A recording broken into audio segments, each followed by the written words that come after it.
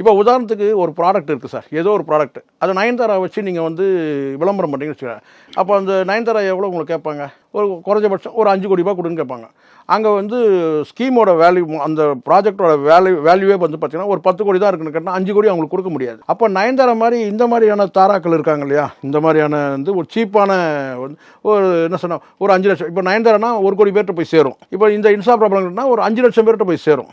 அப்போ இவங்க ப்ராஜெக்ட் இவங்க பண்ணக்கூடிய நபர்கள் வந்து அவங்க ப்ராஜெக்ட்டுக்கு ஏற்ற மாதிரி, வேல்யூக்கு ஏற்ற மாதிரியான இன்ஸ்டா பிரபலங்களை பயன்படுத்திக்கலாம். பொருள் போய் சேரணும், மக்கள்கிட்ட போய் சேரணும், ரீச் ஆகணும். அதுக்கு யாரை பயன்படுத்தலாம் சார்? இவங்ககிட்ட ஒரு 2 லட்சம் பேர் இருக்கிறாங்க சார், இவங்க சொன்னால் கேட்பாங்க. இவங்ககிட்ட வந்து ஒரு 5 லட்சம் பேர் இருப்பாங்க சார்.